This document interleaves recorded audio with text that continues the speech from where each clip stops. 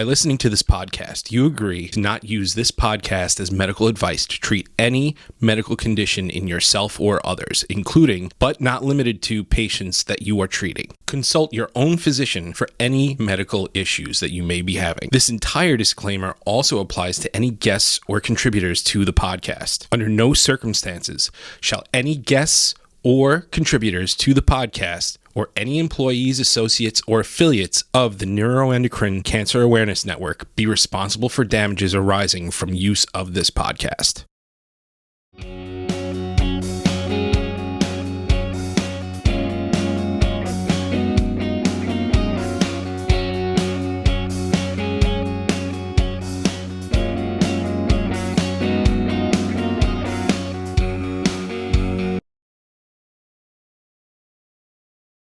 All right, everyone, welcome to Let's Get Real. I'm your host, comedian Steve Mazan, guest host today. We're coming to you live from Atlanta, the NCAN 2022. I think we're in a time machine. Am I wrong? Because we should have been here last year, and we got moved forward to this year. But I'm here with two guests today, Dr. Eric Liu and Dr. Aman, and I keep saying Chauhan. You got it. Is it? Okay, yeah. Good. I see it. I practiced it a bunch. Welcome to both of you. Thanks for having us, Steve. Today's topic is about getting involved in the NET community and how important that is to get involved. You two are perfect for this because you're very involved. And listen, I am a NET patient, and I often think to myself, I don't get involved enough. But you two, that's what I mean, you two from the other side of it are so involved and so helpful with this stuff and so open with your time. And I see you both answering questions, and people, even like this week, people have questions, you answer them, and then you come off stage and they have more questions for you, and you're both so fantastic with that. But from your end, how important is that to someone like me on the patient side to get involved in this community? Eric, why don't you start? Well, I think involvement is very important because this whole feeling of engagement, and don't get me wrong, Steve, it's not that I want someone to be dominated by their disease. I don't want them to be defined by their disease. You're a big proponent of that. Correct. I hear you say that all the time. That's right. I feel very strongly that quality of life is important and doing the things you want to do, right? Because Aman and I work very hard so you can do the things you want to do. Yeah. Right? So you live your best life. Right. I can't tell you that you're not going to get hit by a bus tomorrow. Right. I cannot tell you, right? Yes. So those are the things that are important. Yeah. But the engagement is actually really important too because it's a little bit of giving back, right? So part of it is just learning about your disease, and then finally you master it and you find all the right resources. Well, you know what? There's someone who is in the same situation that you were in 1 year ago. Right. And can you possibly give a little bit back? And so I feel very blessed. We're here in Atlanta having a great time, lots of people here. And there are a lot of patients here who I've taken care of for years. Yeah. You know, I've seen people, and I did their surgery 7 years ago. Yeah.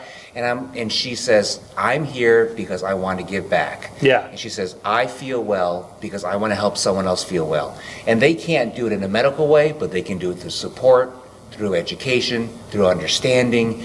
And, you know, we've even created another kind of a group called the Healing Net Foundation, in which we helped people to access that information so they can share it. Yeah. Dr. Chauhan? I completely agree. I think for me personally, I believe there's power in numbers, right? NETs being a rare cancer, if we are together, we rally together, we can make big things happen. And stalwarts in our field like Dr. Liu and others have really worked hard for several years to come to a point where we have enough momentum. We have a presence. There was a time where nobody really cared about rare cancers, especially neuroendocrine tumors. Now look at the amount of attention that we are able to get from policymakers, from industry, from clinician groups, from patients group, and that's all happened because of patient engagement. Yeah. And you guys like NCAN and several other wonderful patient advocacy groups have made that happen. You've brought all these people together, given us an identity, a platform, and that would not have happened if we were not together. Yeah. Well, you make such a great point on that, just the numbers game, as you're both talking about it. I know it's easy to trash social media, right? That's the probably the gut instinct of it. But in some ways, that's what this was before the internet, right? These kind of networks of people getting together and talking about these things. And where else would you get a chance when you get an appointment with your own doctor or oncologist? Sometimes you only get that limited amount of time. They have someone else they have to see. So it's so valuable to come to these things. Sometimes I'll be listening and I'll think, oh, I know what they're talking about already, and then all of a sudden some piece of information comes out that I'm like, oh, I've never heard that before, Right. or that new direction you're talking about. That's right, right. So a lot of it too is even if you, forget, the social engagement, even if just for your own selfish reasons, right? Yeah. How can I optimize my health? What are the options? Does my doctor necessarily know everything that's available to me? It may or may not be true. Yeah. And so a little bit is your own advocacy for your own well-being and your own health. Yeah. The good thing is that neuroendocrine tends to be a chronic kind of slow disease, so you have plenty of time to figure these things out. Yeah. But once you figure it out, you'll be better off. Right. Period. And the way you do it is by coming to these functions, using social media, Yeah. whatever you want to, Yes, yeah. whatever you want to do with that. But coming to reliable sources, meeting people who do this every day, and connecting with people. There are things that Dr. Chauhan and I don't know about. What is the best food? How do these things affect people? What is the best, cushion to sit on because they have issues and things like that. So connecting with other people is really good, not only for oneself, but for the community. Right. And there's got to be a benefit as well, just in the, I know it's cliche, but a knowledge is power kind of way, right? Just that coming into it from the patient end of, you get this diagnosis that you know nothing about, to be able to go to not only experts like yourselves, but other patients who've gone through this, right? Just a peace of mind kind of thing? Absolutely. So these meetings are needed. And I'm glad that we are doing these through various avenues, NCAN, Healing Nets Foundation, other things, because science is always evolving. Especially is true for oncology. In our field, there is a new trial, there's new drugs, there's data which gets outdated. It is so difficult to keep up with things. So unless we are interacting, and not only patients, there's not been a single NCAN meeting or patient meeting where I personally have not learned something. So even us as net specialist provider, we are constantly learning. We are trying to disseminate that information. 2 weeks back, we were at NANETS at Washington, D.C., learning the latest and greatest. And today we have opportunity to spread that information among our patients groups, the caregivers, who in turn would then educate their providers. And this is a wonderful conduit of information, because not every single provider in the country can be a net specialist. But these opportunities, these meetings, these gatherings give us that opportunity to reach out to the most remotest part of the country. Yeah. Well, I even saw that what you were talking about today during the one of the seminars where I think it was you, Dr. Lou. You were not on the panel, but they were kind of like there was a question that someone asked, and the panel gave their thoughts on it, but you kind of knew a little step more than they knew, and you stepped up and said, oh, well, I actually can give some insight on this. So that's, again, something you might not get in a one-on-one with your own doctor. If you're not engaged, you don't come to something like this. Does it work the other way ever, where, I'll give you an example, like today someone's giving a presentation, and they're like, this is what I'm going to show all the patients today. I'm going to talk about this kind of thing. But all of a sudden, maybe from the patient side, you guys get so many questions that you're like, oh, I see, this is what they're asking for more of. Like the question that ends up getting asked over and over from patients is this question. So you kind of, feel like, as the doctors, we need to disseminate more of this information to these people. Yeah, that's always true. That's always true, because there's always information. And even if I repeat myself 50 times, there are, because I do repeat myself 50 times. But I've known you for a long time, Steve. The important things, But I say it over and over and over again, because people need to learn. People need to learn.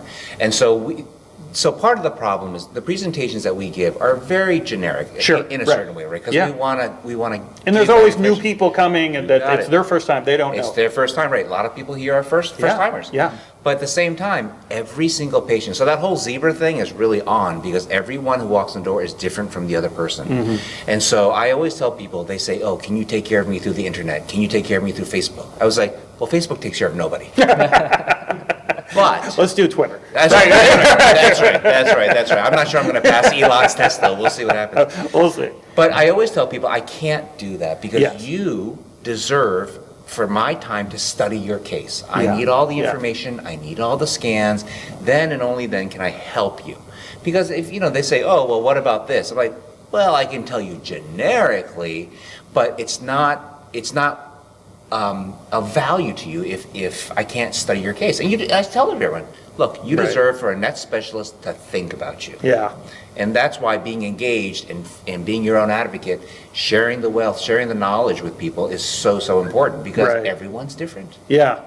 Yeah, and there's so much in that. I mean, again, from the patient side, getting a diagnosis and, just the feelings or the emotions of like, oh, it's on me, it's this, and there is a feel of alone, like, what you're talking about, it's my own diagnosis, it's different from everyone else's, but there is a nice feeling of coming to something and seeing, it sounds bad to say, seeing how many people have this disease, that sounds the wrong way, but if there is a comfort in that, other people have gone through this, and you're hearing them, even if it's not the same exact diagnosis or something different, or they're going through something different, there is a like, oh, okay, there's other people dealing with their own thing, and there's people to help them through this kind of thing. I mean, remember, finding a comedian is a dime a dozen. But finding a neuroendocrine patient, that takes some work. That's exactly right. It pays to be a zebra amongst zebras even sometimes. Is there stuff this week? Have you guys seen people just even today on the first day, like new people, and you just see what we're talking about, that idea that all of a sudden they're amongst people who have been engaged for a while, but the reward of this kind of thing. It was a great first day. Some wonderful talks, and the best part of the day was receiving those questions. We actually had to extend our Q&A sessions because we had tons of questions. And like you mentioned, even the panelists who are the net experts don't know every aspect of It's the impossible care. to, right? So It's we the had unfair thing to Dr. you Lou guys, right? chiming in. Yeah. So neuroendocrine cancer is truly a multidisciplinary sort of oncology, and you really need input from all of the spokes. Right. And in these meetings, it was opportunity to learn from each other, to kind of spread that knowledge that we've recently learned. And it was just a fantastic first day. I'm very, very impressed with the kind of high quality questions we got. Yeah. And trust me, I think all of us, we can attest to it. We learn so much from every patient question because that stems from their experience. Right. So, for example, somebody just asked a question about link between thyroid cancer and high-grade neuroendocrine cancer. That is a food for thought for us. Could be a potential research idea for tomorrow. So glad that we had this opportunity. And I think we have to say how grateful we are that there are people like the Wayman family who put these things together. This is not easy.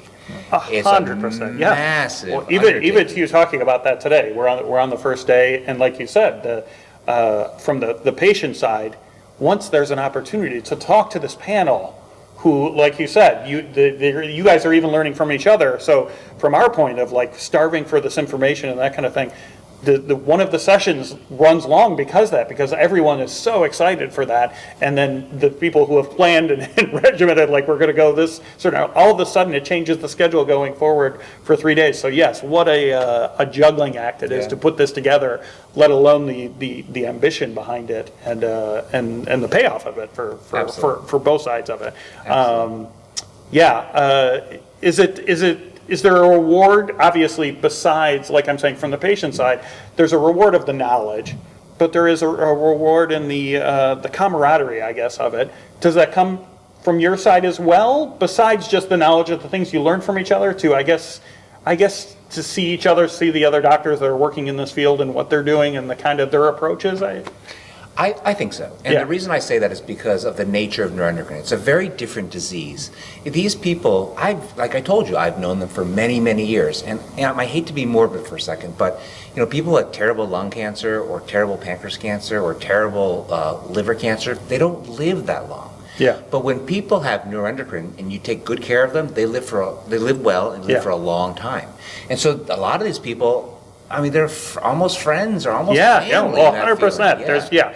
There's very seldom I don't see someone who sees you guys and it comes up and hugs you, right? You know what I mean? Right. It's much more than the typical doctor-patient relationship. And again, And then also, we're not just net specialists or providers, we are actually net enthusiasts. We are we enjoy this. Yeah. So yes, there is a big, we learn, we are able to interact, but we also enjoy this interaction with specifically neuroendocrine cancer patients. This is our calling, this is our life's work. Yeah. So we love this opportunity. Actually, NCAN and events like these does favor on us because it provides us a platform to do that.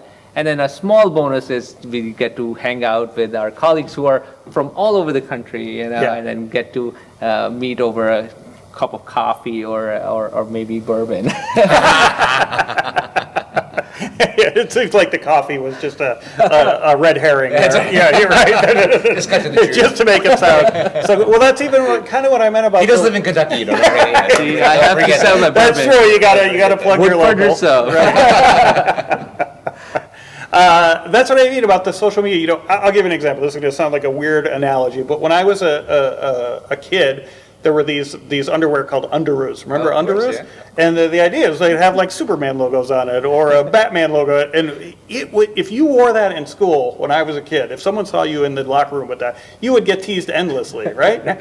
But now the culture has changed and it's become. No one teases me anymore. No, that's what I'm saying. You wear that, like you wear that proud. A 7-year-old man would wear a Batman shirt today, right? Like there's no embarrassment about your love it, and that's what I'm saying. Like the engagement.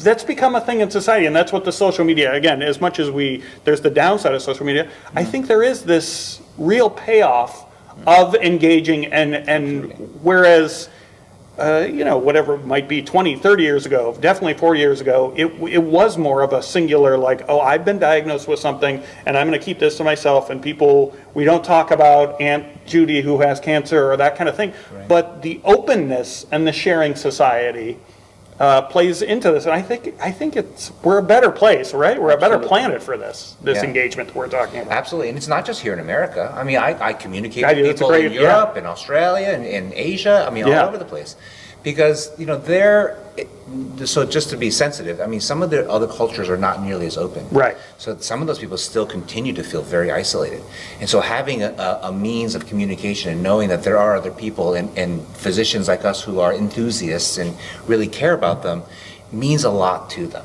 Yeah. So they're never alone, no matter where they are. Yeah, that's a great point too. Is that we were talking about this just before we started recording. Just even in the country, how the East Coast is a little more reserved and like, oh, we don't talk about the Midwest. We're on the West Coast, it's much more, everyone will tell you everything they want about their life, right? And that kind of thing.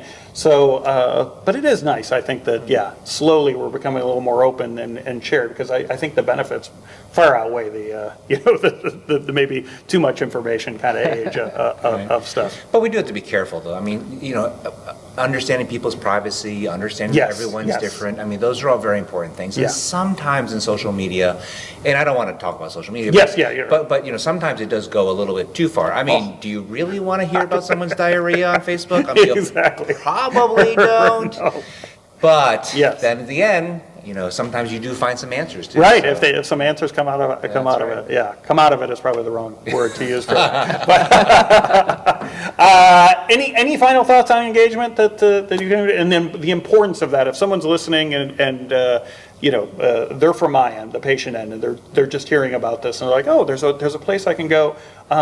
Just what you think this would be the payoff for them to get involved now in this, whether they're listening to a podcast or coming to the next NCAN conference or finding stuff online, the resources, what that can do for them. Right. I think I cannot emphasize enough the importance of engagement. I would encourage all the viewers, listeners, neuroendocrine cancer patients, caregivers, please raise awareness, group together, try to maybe be the chapter leader for your place or group leader or start your own advocacy group. Talk to another advocacy groups, because there is strength in number. Encourage your providers, your doctors to join NANETs, to join these advocacy groups. This will force them to also learn and understand the nuances of neuroendocrine cancers. This is single most potent powerful and doesn't cost anything to any of us. So I embrace this camaraderie in our field as very unique. Our patients are very unique in the sense they're very connected and they're very, very smart and they're very on top of their stuff. And this is all because of these opportunities. Yeah. And I think another important thing too is that no one should ever feel alone. No one should feel alone. Yeah. Because it, as you said, it can be isolating. Yeah. But you're not alone. Yeah. And then the more, if you're well taken care of, you're feeling good, pay it forward. Just talk about it. That next thing, yeah. Go to your local newspaper, tell them your story. You know, it's not just Aretha Franklin. It's not just Steve Jobs. Right. It's all of us. Yeah. And the more that they can hear about us, then the more that people will know. And then people won't be shocked when they say, oh, neuroendocrine. I think people don't realize that the rate of neuroendocrine is going up. And there are more and more people with neuroendocrine. Yeah. So that as our community grows, there are just more people who can be part of it. Yeah, that's going to be, yeah. So, well, that's good. Is there, to wrap up, is there a place you would like people to find you, whether it be on social media or the groups that they can find, you know, the websites, that kind of thing, that they can get involved on this? There are plenty of associations and groups that help. NCAN is a great one. There's a lot of resource there. Dr. Chauhan and I work also in a group called the Healing Net Foundation. There's also information there. There's the Net Research Foundation. There's the, what am I forgetting there, Sean? Carcinoid Cancer Foundation. Carcinoid Cancer Foundation, thank you very much. LACNets. LACNets, that's right. right? Yeah, Yeah. LACNets. There's also Northern California, and then each of the various hospitals has something. There's also the Facebook groups too. There's lots of information, and so as long as there are a ton of YouTube videos. Yeah. A ton of YouTube videos. Yeah, I think plenty there's of ways a video to do of the this, two of us. Right, yeah, there's a lot to it. Yeah, do check out the NCAN YouTube video library. I think they're probably the most comprehensive. Hundreds of lectures, several of Dr. Liu there. So please do check out those. Well, thank you two for engaging with us today and ongoingly for doing everything you do. We appreciate it. Thank you. Thanks. Great to have you. Thanks so much.